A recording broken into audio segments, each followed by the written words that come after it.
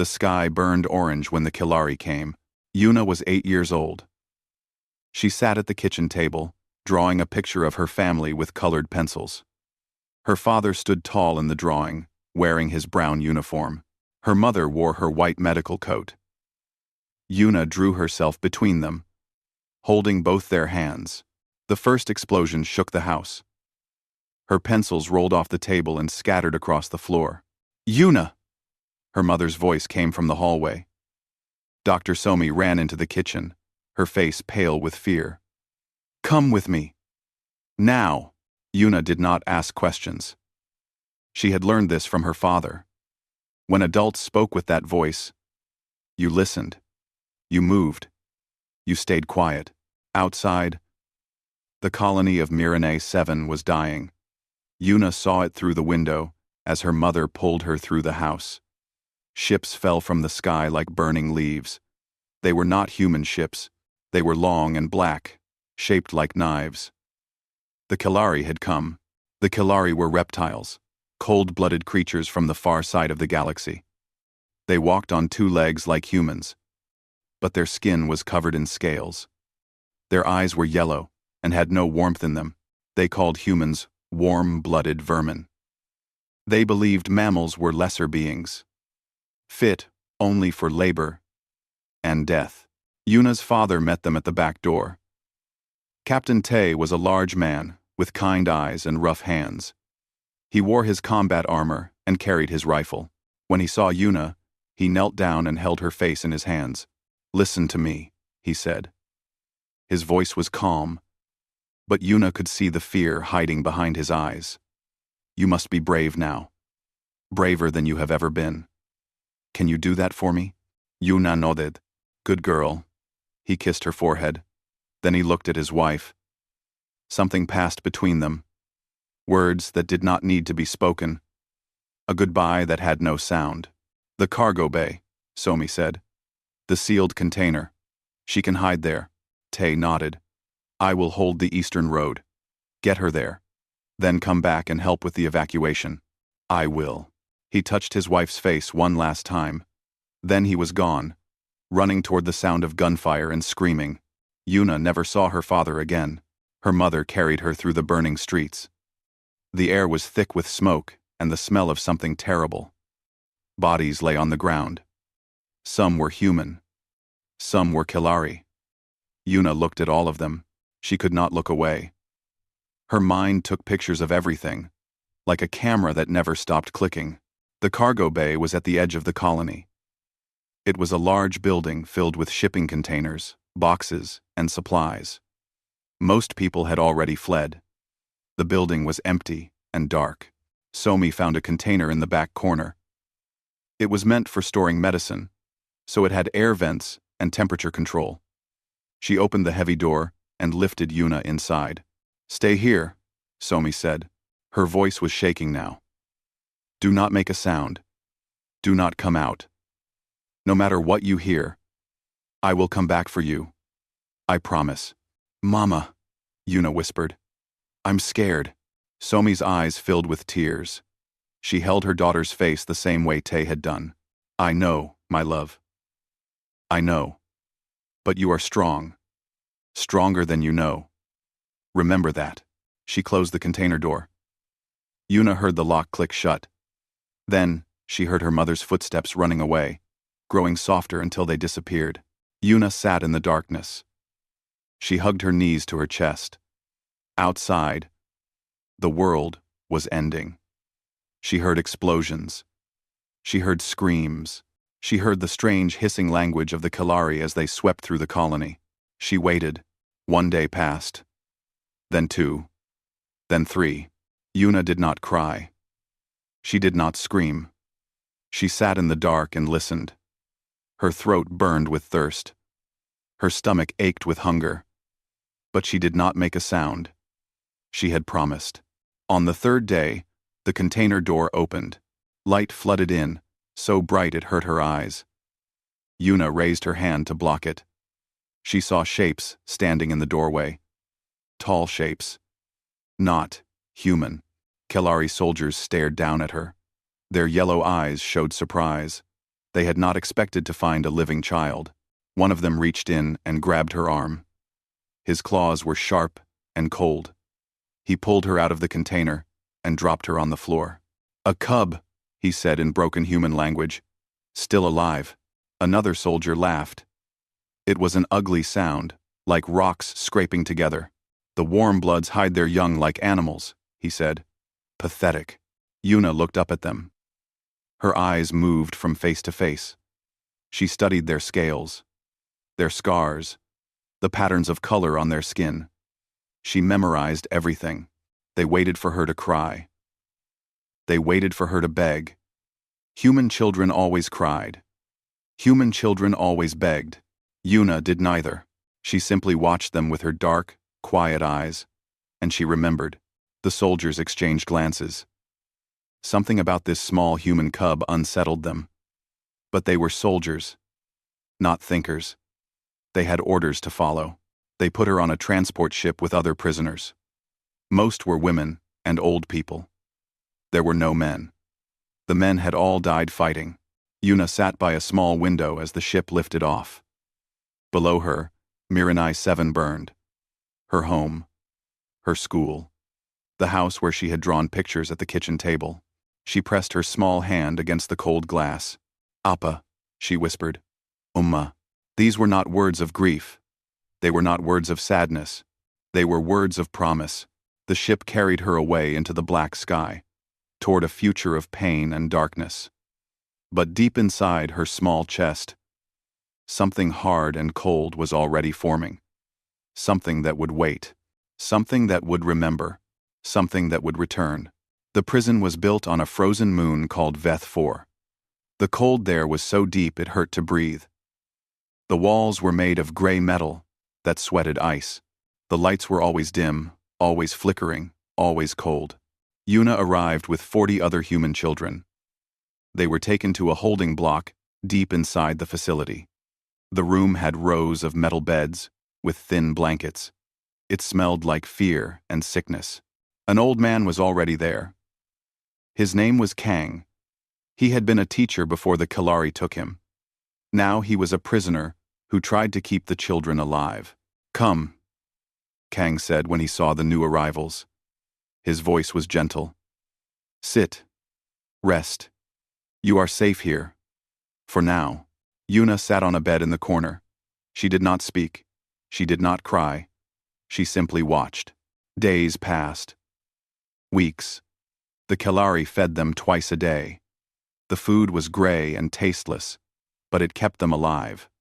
The children were too young to be useful, so the Kalari mostly ignored them. But then they found Yuna's file. A Kalari officer came to the holding block one morning. He was tall and thin, with pale white scales that looked like old bone. One of his eyes was missing, replaced by a glowing red machine. Scars covered the left side of his face, old and deep. His name was Voss. He was an interrogator. "The girl," he said, pointing at Yuna. "Bring her." 2 guards grabbed Yuna and dragged her out of the room. Kang tried to stop them, but they knocked him down with a single blow. The other children watched in silence. Yuna did not struggle. She let them take her. The interrogation room was small and empty. There was one chair in the middle. Bright lights shone down from above. The walls were stained with things Yuna tried not to look at. They pushed her into the chair. The metal was cold against her skin. Voss walked in slowly. He moved like a snake, smooth and careful. He stopped in front of Yuna and looked down at her. His red eye made a soft, humming sound. "You are the daughter of Captain Tay," he said. His voice was calm and polite, like a teacher explaining a simple lesson. "Your father led the defense of Miranai 7. He killed many of my soldiers before he died. 8. Your report. 8. Your father led the defense of Miranai." Yuna said nothing. "I want information," Voss continued. "Defense codes. Patrol routes. Anything your father told you about the colony's military systems." Yuna looked up at him. "I don't know anything. I was only 8. Voss smiled. It was not a warm smile. It was the smile of something that enjoyed causing pain. All children know things, he said. They hear their parents talk. They see things they should not see. Memories hide in small minds, waiting to be pulled out. I don't know anything, Yuna said again. Voss sighed. He pulled a small chair across the floor and sat down in front of her. Now their eyes were level. Little mammal, he said softly. Little cub. You do not understand where you are. This is not your home. This is not your school. Here, I am the teacher, and I will teach you a very important lesson. He reached out and took her right hand. His claws were cold and hard. He turned her hand over and looked at her small fingers. The lesson is this, he said. Pain is the only language your kind truly understands. End. Unround. He took her index finger between his claws, and he bent it backward. The bone broke with a small, wet sound. The pain was white and blinding. It shot up Yuna's arm and exploded in her brain like fire. But she did not scream. She pressed her lips together so hard they turned white. She dug the nails of her other hand into her palm. Tears formed in her eyes, but they did not fall. She would not let them fall. Voss watched her with interest. His red eye flickered. Strange, he said. Your kind usually screams. Children especially. They cry for their mothers. They beg for mercy. He leaned closer. Why do you not cry, little cub? Yuna looked at him. She looked at his pale scales, his red eye, his scars. She burned every detail into her memory, carving it so deep it could never fade. I am remembering your face, she said. Voss laughed. The sound echoed off the metal walls. And what will you do with this memory? Bite me? Scratch me with your tiny claws? He stood up and walked toward the door. You are an animal, little cub. A small, weak, warm-blooded animal. You will die in this prison, forgotten by everyone. 10 of them. Voss stopped. He turned around slowly. Yuna held up her broken finger. It hung at a wrong angle, already swelling purple. 10 of them, she said again. Her voice was quiet but steady. I will begin with 10 of them. For a moment, something flickered in Voss's eye. Something that might have been doubt or fear. Then it was gone. He laughed again and walked out of the room. Take her back, he told the guards. She knows nothing. She is useless. They dragged Yuna back to the holding block and threw her on the floor. Kang rushed to her side. He saw her finger and his old face filled with pain. Child, he whispered. What did they do to you? He found old cloth and made a splint. He set the bone as best he could. It would heal, but it would never be straight again. Are you all right? He asked. Yuna looked at him with her dark, quiet eyes. I am counting, she said. Counting what? Faces. She turned her head toward the door, toward the prison beyond, toward all the Kalari who walked those cold halls. I need to count all of them. I need to remember all of them. Kang did not understand. He thought the child's mind had broken. But Yuna's mind was not broken. It was just beginning to sharpen. 15 years passed. The war between humans and Kalari spread across the galaxy like wildfire. Millions died on both sides. Planets burned. Moons cracked. But humanity refused to break. Earth's colonies formed the Terran Reclamation Forces. The TRF was built for one purpose: to take back what was stolen. Soldiers, ships, and weapons poured out from Earth and its core worlds. They pushed into Kalari space, system by system, world by world. And among their ranks was a young woman named Yuna. She was 23 years old now, tall and lean, with short black hair and eyes that never seemed to blink. She wore the dark uniform of TRF, Special Operations. Her rank was lieutenant. Her fellow soldiers respected her. Some feared her. She was calm in battle, precise in planning, and ruthless in execution. She never raised her voice. She never lost her temper. She simply did what needed to be done. with the cold efficiency of a machine. But she was not a machine. Deep inside, a fire still burned. A fire that had been lit 15 years ago. In a cold room, on a frozen moon. Her partner was a man named Day. He was big and loud, with a quick smile and a love for heavy weapons. Where Yuna was cold, Day was warm. Where she was silent, he was always talking. "You know what I don't understand?" Day said one day, as they walked through the corridors of their ship. "You never talk about yourself. Never. We've worked together for 3 years, and I don't even know where you grew up." Yuna kept walking. "It doesn't matter where I grew up. See? That's what I mean. Always so mysterious." Day shook his head. "Everyone has a story. Everyone has a past. What's yours?" Yuna stopped walking. She turned and looked at Day with those unblinking eyes. "My past is dead," she said. "I am focused on the future." Day held up his hands in surrender. Okay. I won't ask again." They had a meeting with Commander Minji. She was the head of TRF Intelligence, a sharp woman with gray hair and a mind like a steel trap. Nothing escaped her notice. Nothing fooled her eyes. "We captured a Kalari outpost in the Varn system," Minji said, spreading data files across her desk. Their computers held valuable information. Personnel files, base locations, prisoner transport records. Yuna's eyes flickered. "Just for a moment. I want your team to analyze the data," Minji continued. "Look for patterns. Find targets." "Yes, Commander," Yuna said. She spent 3 days going through the files. She read thousands of names, thousands of faces. Most meant nothing to her.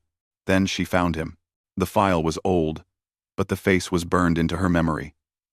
Pale scales. Red eye. Scars on the left side of his face.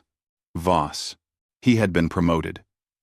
He was no longer a simple interrogator. Now he was Director Voss, commander of a major detention facility on a world called Surin 3. He had spent 15 years perfecting his methods. Thousands of human prisoners had passed through his hands. Yuna stared at the screen for a long time. Her right hand moved to her other hand, to the finger that still bent at a slightly wrong angle. That night, she went to Commander Minji's office. "I want to be assigned to the Surin 3 operation," she said. Minji looked up from her work. Her eyes were sharp and knowing. "Why?" "It is an important target. I want to be part of the liberation." Minji studied her for a long moment. Yuna kept her face blank and still. "Surin 3 is a difficult operation," Minji said slowly. "High security. Heavy defenses. Many of our soldiers will die. Minji. Minji. Minji. Minji. Heavy defenses will die. I understand." Another long pause. "Very well," Minji said at last. "You are assigned. But Yuna." She leaned forward. "Whatever you are looking for on Surin 3, make sure it does not interfere with the mission. Personal business has no place in war." "Yes, Commander." Yuna returned to her quarters. She locked the door and sat on her bed. From under her pillow, she took out a small box. Inside was a piece of paper. Yellow and old. A child's drawing of a family. A father in brown. A mother in white. A small girl between them. She looked at the drawing for a long time. Then she turned it over. On the back was a list. Names, written in neat and careful letters.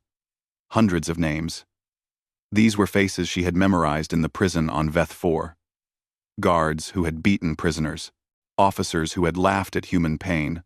Soldiers who had enjoyed their cruelty. Many names had lines through them. Over the years, Yuna had found them. One by one. Mission by mission. They thought they were dying in battle. They did not know they had been hunted. At the top of the list, one name had no line. It was circled in red. Voss. Yuna picked up a pen. Next to the name, she wrote 2 words, Surin 3.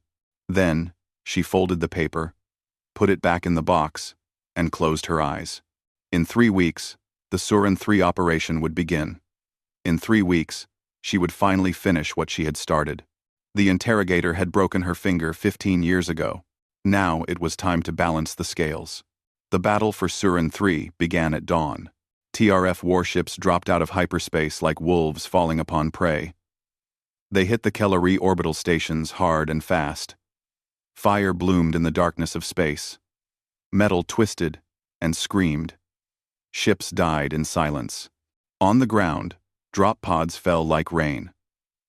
Thousands of soldiers landed across the planet, striking military bases, communication towers, and power stations.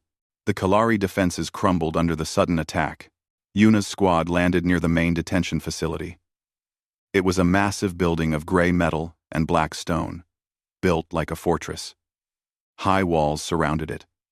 Guard towers watched every approach. Deep inside, over 2,000 human prisoners waited in their cells. "Remember the plan," Yuna said through her helmet radio. "We go through the maintenance tunnels. Avoid the main gates. Hit the security center first, then move to the prisoner blocks." "Got it, boss," Day said. He carried his heavy plasma rifle like it weighed nothing. In and out, nice and clean, they moved through the shadows. The tunnels were dark and tight, built for machines rather than people. The squad crawled through pipes and vents, moving ever deeper into the building. They reached the security center without being seen. 3 guards stood inside, watching screens and talking in their hissing language. They did not hear the door open behind them. Yuna moved first. She was fast, faster than seemed possible. Her knife found the first guard's throat before he could turn around.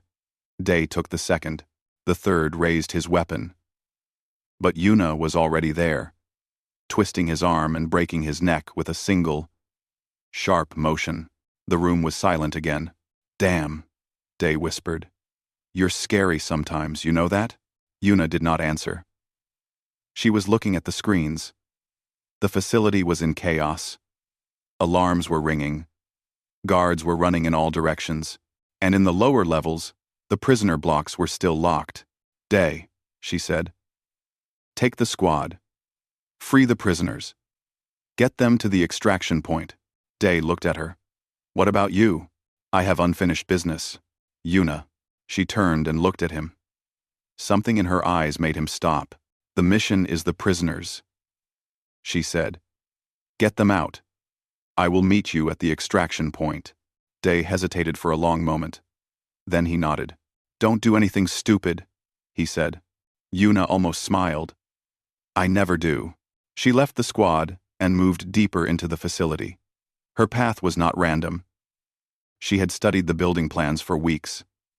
She knew every corridor, every room, every turn. She was not just looking for Voss. She was looking for all of them. The first one she found was a guard captain. His scales were green and brown, and he had a scar across his snout. Yuna remembered him from Veth 4. He had beaten old Kang until the man could not walk. The captain saw her and raised his weapon. He was too slow.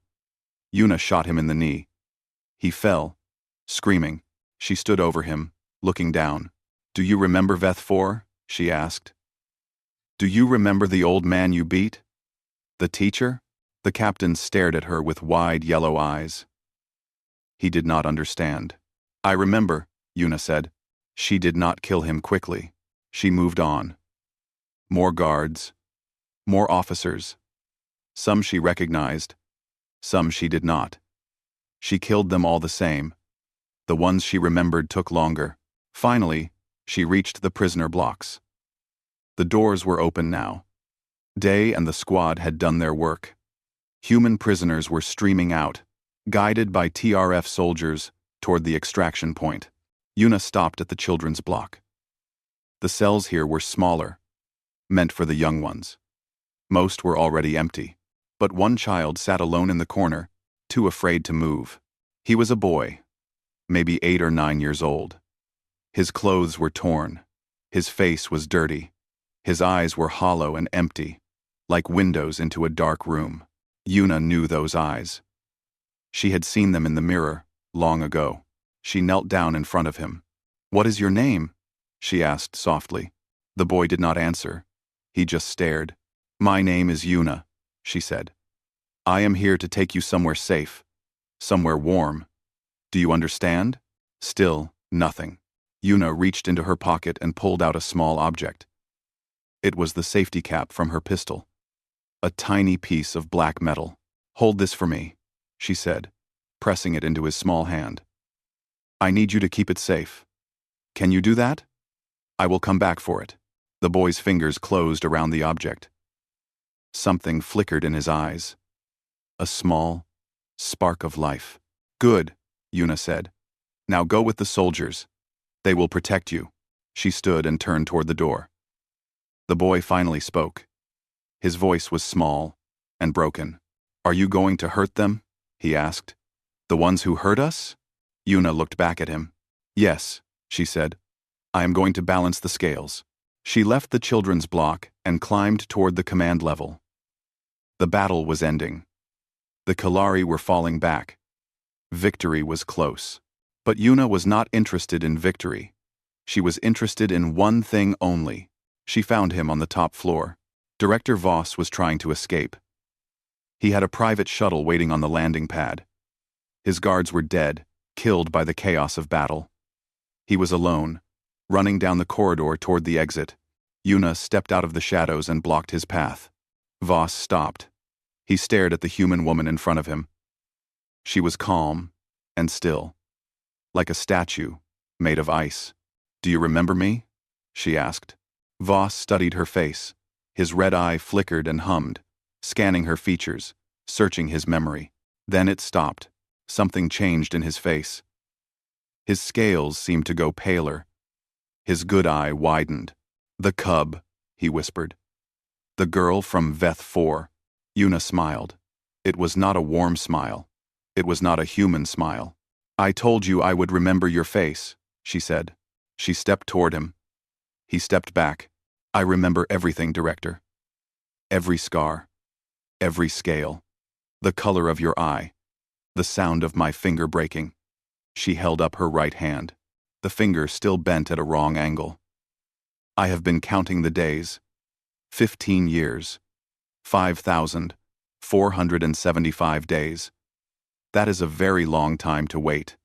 Voss tried to run. He did not get far. Yuna caught Voss before he reached the door. Her hand closed around his arm like a metal clamp. She pulled him back and threw him to the floor. The great director Voss, master of pain, king of the prison world, lay on his back like a frightened animal. "Please," he said. His voice was high and thin. "I have information. I know things. Prisoner locations. Military secrets. I can help you." Yuna looked down at him. "You think I want information? Whatever you want. Money, power, freedom for your people. I can give it to you. I want nothing from you." She knelt beside him. "Except time." Voss tried to crawl away. Yuna put her boot on his chest and pushed him back down. "Let me tell you a story," she said. 15 years ago, there was a little girl. She was 8 years old.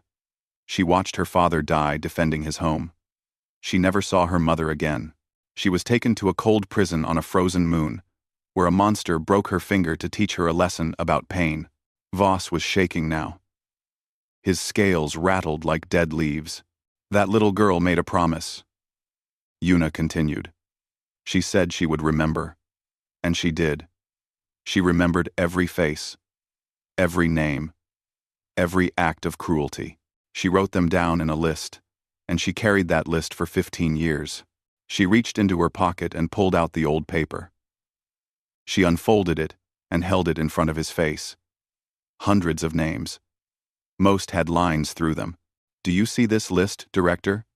Do you see how many names have been crossed out?" Voss stared at the paper. His red eye flickered wildly. "You," he whispered. "The ghost. The one who hunts interrogators. The High Command has been searching for years. They never found anything. No name. No face.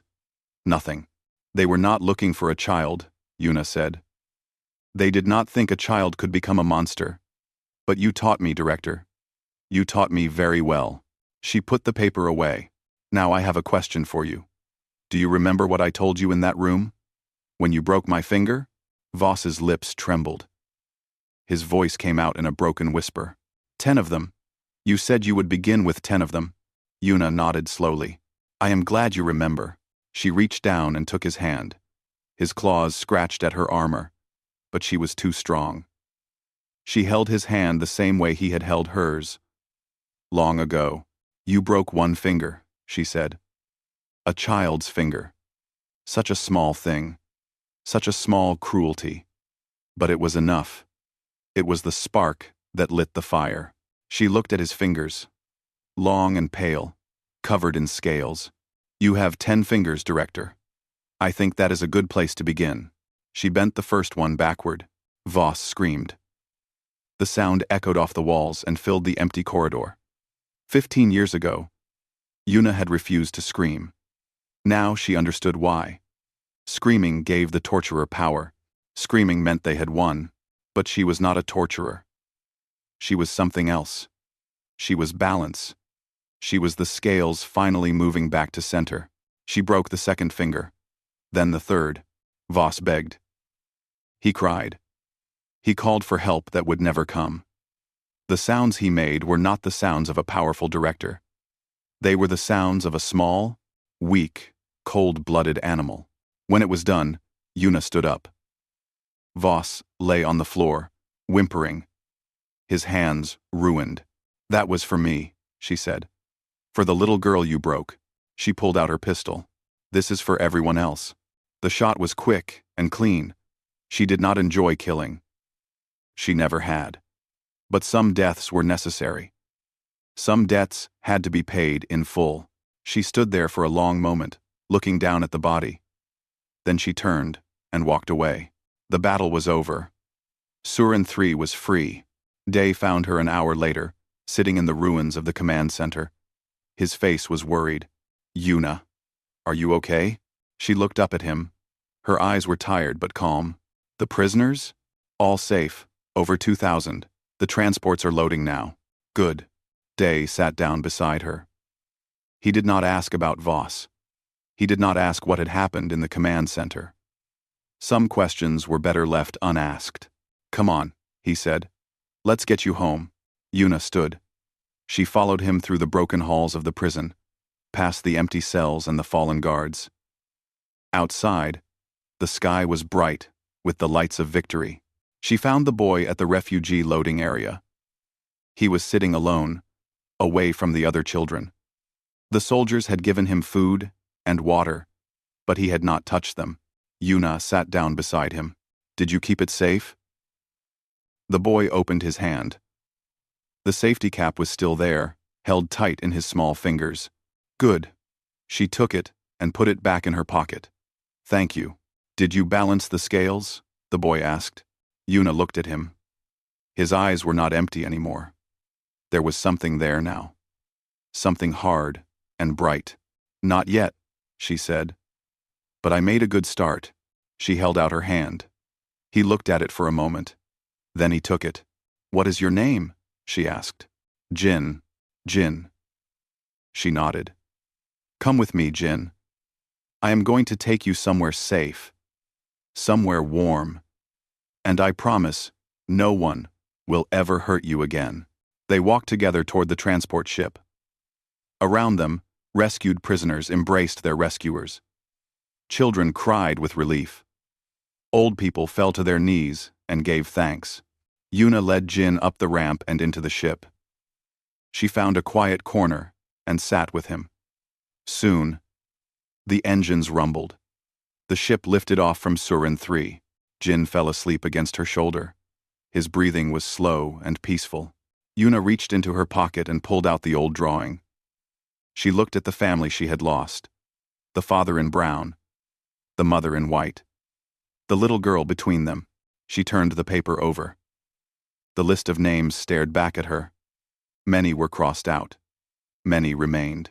Somewhere in the galaxy, Kalari commanders were reading their reports. A new file had appeared in their threat assessments. No name, no face, just a warning. Subject: human operative, unknown. Status: active. Threat level: extreme. Note: do not engage, do not capture, do not interrogate. She remembers everything. Yuna folded the paper and put it away. The stars stretched out before them, cold and infinite. There was still work to be done. There were still scales to balance.